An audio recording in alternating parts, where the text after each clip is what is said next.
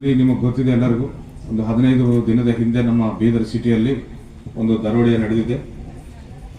ಆ ಪ್ರಕರಣ ತನಿಖೆಯಲ್ಲಿ ನಾನು ಇದ್ದಿದ್ದರಿಂದ ಇವತ್ತು ಬರಬಾರದು, ಸಮಯ ಇಲ್ಲ ಅಂತ ಅಂದ್ಕೊಂಡಿದೆ. ಆದರೂ ಸಹ ಯಾಕೆ ಬಂದಿದೆ ಅಂತ ಇವಾಗ ನಿಮ್ಮೆಲ್ಲರ ಮುಂದೆ ನಾನು ಹೇಳಬೇಕಂತ ಇಷ್ಟಪಡ್ತಾ ಇದ್ದೇನೆ. ನಾನು ನಮ್ಮ ಚಿಟುಗುಪ್ಪ ಕ್ರಾಸ್ ಇರುತ್ತಲ್ಲ, ಚಿಟುಗುಪ್ಪ ನಿಂಬೂರ ಆ ಕ್ರಾಸ್ ಕಡೆ ಎಷ್ಟೋ ಸತಿ ಹೈ ಸ್ಪೀಡಲ್ಲಿ ಬೈಕ್ಸು, ಈವನ್ ಆಟೋಗಳು ಬರುವುದು. ಲೆಫ್ಟ್ ಸೈಡಿಂದ ಬರ್ತಾರೆ, ನೇರವಾಗಿ ಹೈವೇ ಹತ್ತಿದ ತಕ್ಷಣ ಸ್ವಲ್ಪ ಆಚೆ ಹೋಗಿ 1-2 ಕಿಲೋಮೀಟರ್ ದೂರ ಹೋಗಿ ಯೂ ಟರ್ನ್ ತಗೊಂಡು ಲೆಫ್ಟ್ ಸೈಡ್ ಬರಬೇಕು ನ್ಯಾಷನಲ್ ಹೈವೇಗೆ.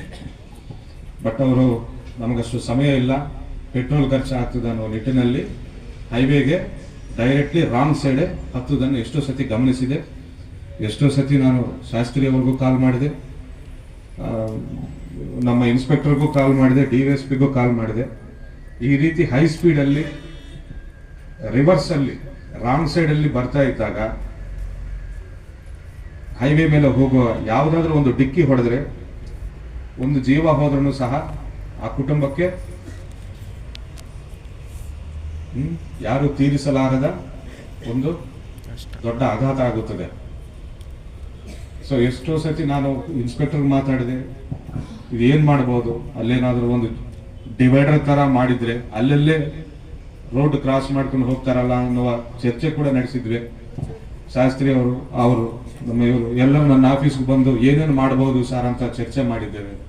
ಮಾಡಿದ್ದಾಗ ಒಬ್ಬ SP ಆಗಿ ನೀವು ನ್ಯಾಷನಲ್ ಹೈವೇ ಅಥಾರಿಟಿ ಆಫ್ ಇಂಡಿಯಾಗೆ ಬರೆದ್ರೆ ಈ ರೀತಿ ಆಕ್ಸಿಡೆಂಟ್ಗಳು ಆಗುವ ಸಾಧ್ಯತೆಗಳಿವೆ, ದಯವಿಟ್ಟು ಇದಕ್ಕೆ ಏನಾದರೂ ಒಂದು ಪರಿಷ್ಕಾರ ಹುಡುಕಾಡಿ ನಮಗೆ ಮಾಡಿಕೊಡಿ ರೋಡ್ ಸೇಫ್ಟಿಗಾಗಿ ಅಂತ ಅವ್ರಿಗೆ ಬರೆದ್ರೆ ಖಂಡಿತ ಅವ್ರ ಕಡೆಯಿಂದ ಸ್ಪಂದನೆ ಬರ್ತದೆ ಅಂತ ಹೇಳಿದ್ದಾರೆ. ಬಟ್ ನನಗೆ ನಂಬಿಕೆ ಇಲ್ಲ.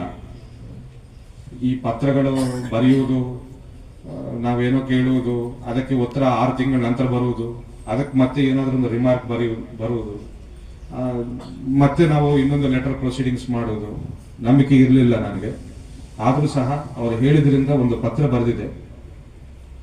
ಈ ರೀತಿ ದಯವಿಟ್ಟು ಒಂದು ಸರ್ವಿಸ್ ರೋಡ್ ಆದ್ರೂ ಕೊಡಿ. ಸರ್ವಿಸ್ ರೋಡ್ ಅಂದ್ರೆ ಹೈವೇ ಬಿಟ್ಟು ಆ ಕಡೆ ಒಂದು ಸಣ್ಣ ರೋಡ್ ಹಾಕ್ತಾರೆ, ಅವ್ರು ರೋಡ್ ಕ್ರಾಸ್ ಮಾಡುವ ಅವಶ್ಯಕತೆ ಇಲ್ಲ, ಲೆಫ್ಟ್ ಇಂದಲೇ ಹೋಗ್ಬೋದು ಅವರು ಸರ್. ಬಟ್ ಸರ್ವಿಸ್ ರೋಡ್ ಅಂದ್ರೆ ತುಂಬಾ ಖರ್ಚಿನ ವ್ಯವಹಾರ. ಒಂದು 1 ಕಿಲೋಮೀಟರ್ ರೋಡ್ ಹಾಕಬೇಕಾದ್ರೆ ಕೋಟಿ ಖರ್ಚಾಗ್ತದೆ.